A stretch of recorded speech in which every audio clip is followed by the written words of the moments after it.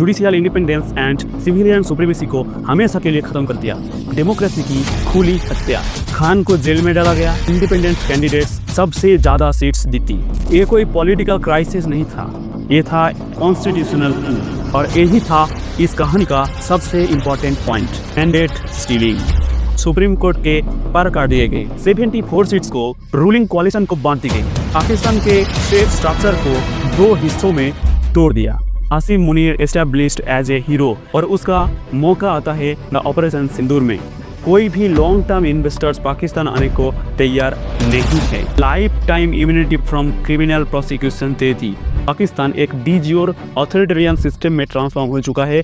Justice A Minallah ने अपने resign letter में लिखा, द कॉन्स्टिट्यूशन इज नो मोर।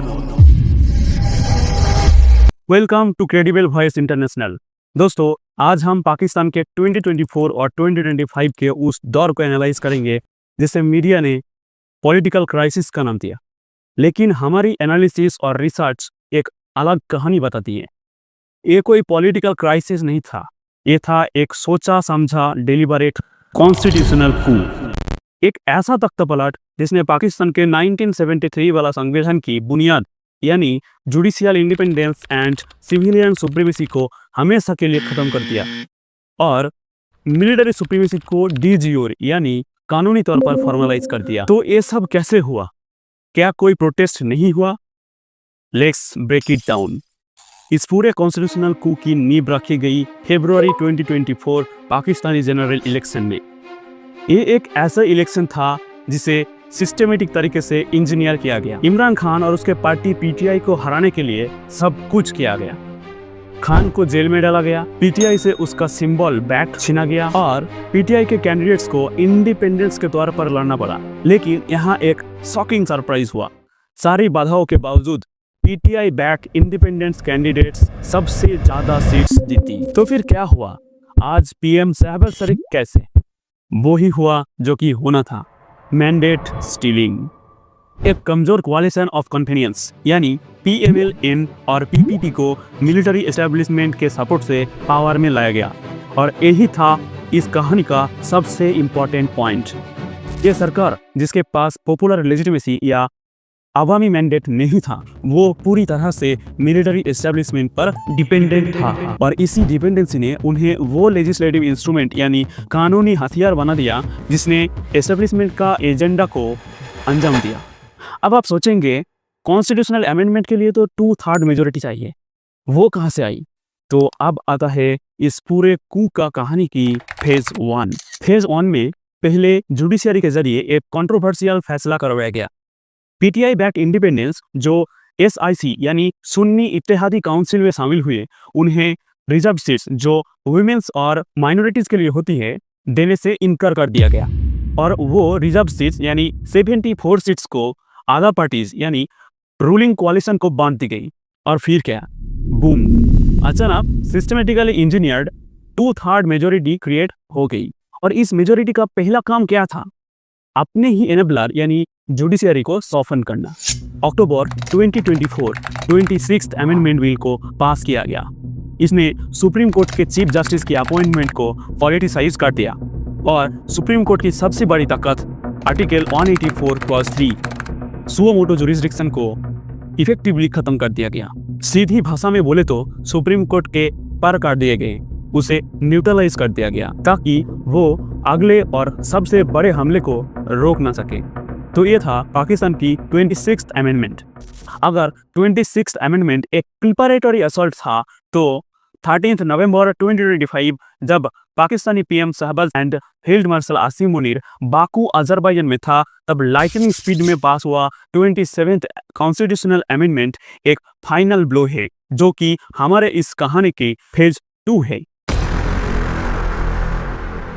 जिसने पाकिस्तान के स्टेट स्ट्रक्चर को दो हिस्सों में तोड़ दिया। पहला जुडिशियल डिसमेंटलमेंट एंड दूसरा मिलिट्री एंट्रेंचमेंट। तो क्या है ये जुडिशियल डिसमेंटलमेंट? दरअसल इस अमेंडमेंट ने एक नई फेडरल कॉन्स्टिट्यूशनल कोर्ट या एफसीसी बना दी, और उसे सारे कॉन्स्टिट्यूशनल पावर्स जैसे कि judicial review, fundamentals rights cases and constitutional interpretation supreme court से छीनकर इस नई एफसीसी को दे दिए गए। पाकिस्तान की सुप्रीम कोर्ट को इफेक्टिवली डिथ्रोन कर दिया गया और उसे सिर्फ एक नॉर्मल सिविल और क्रिमिनल एपीलेट कोर्ट बनाकर छोड़ दिया। ये इतना बड़ा हमला था कि सुप्रीम कोर्ट के दो सबसे सीनियर और मोस्ट रिस्पेक्टेड जजेस justice Mansoor Ali Shah and justice A Minallah ने प्रोटेस्ट में रिजाइन दे दी और जस्टिस ए मिनल्ला ने अपने रिजाइन लेटर में लिखा कि जिस संविधान की उन्होंने शपथ ली थी वो अब है ही नहीं। द कॉन्स्टिट्यूशन इज नो मोर। अब सवाल यह है कि इस नए एफसीसी का पहला चीफ जस्टिस किसको बनाया गया? जस्टिस अमीनुद्दीन खान। रिपोर्ट्स के मुताबिक ये वही जज है जिसने कंट्रोवर्शियल रिजर्व सीट्स का फैसला सुनाया था, जिसने सरकार को 2/3 मेजोरिटी दिलाई थी। तो ये था क्विड प्रो क्वो, कंप्लायंस का इनाम। Now military entrenchment. इसी अमेंडमेंट ने आर्टिकल 243 को बदल कर रख दिया।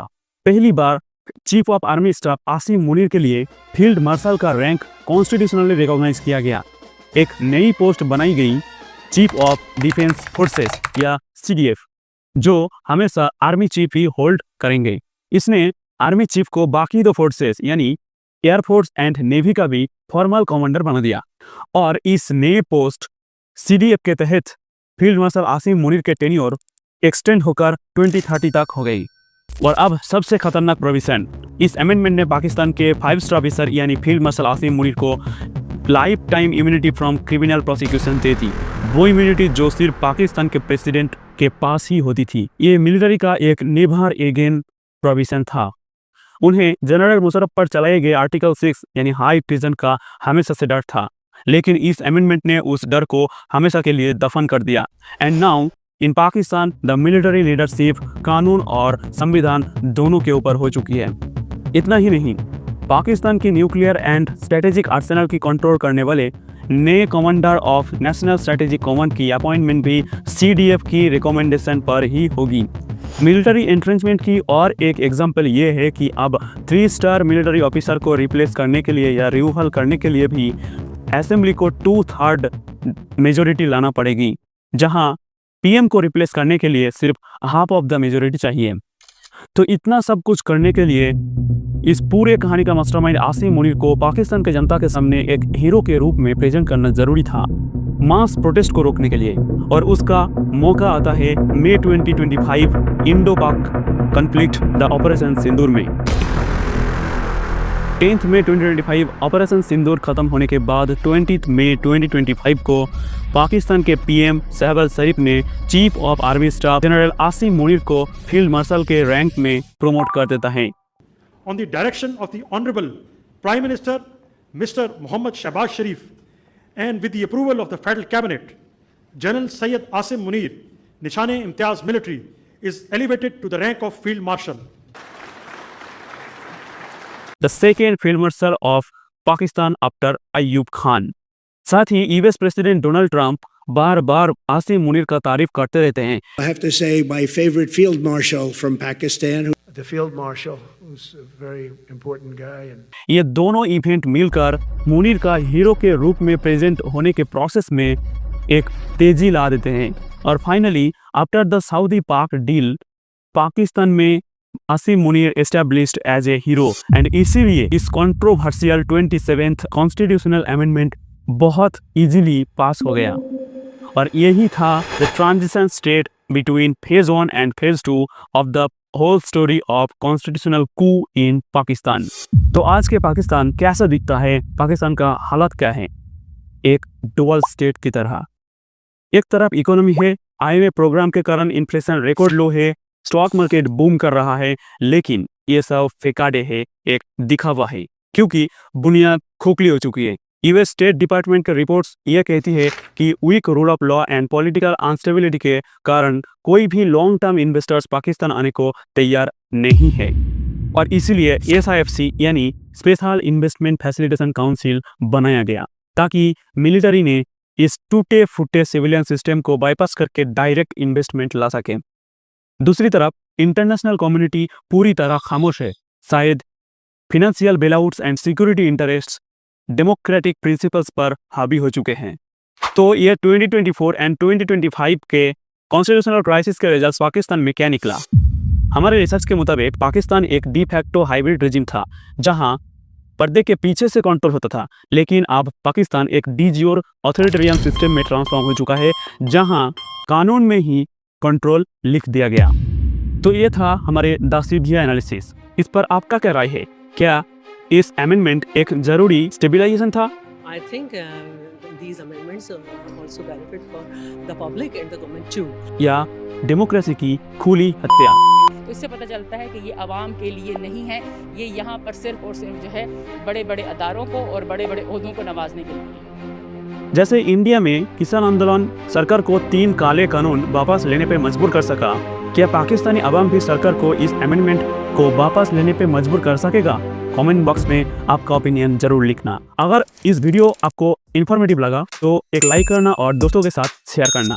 एंड ऐसे ही जियोपॉलिटिक्स में डेप्थ एनालिसिस के वीडियो पाने के लिए हमारे चैनल को सब्सक्राइब करना और बेल आइकन पे प्रेस कर देना, ताकि नोटिफिकेशन आप तक फर्स्ट पहुंचे। मैं मिलूंगा आपसे एक नए वीडियो में, तब तक के लिए जय हिंद।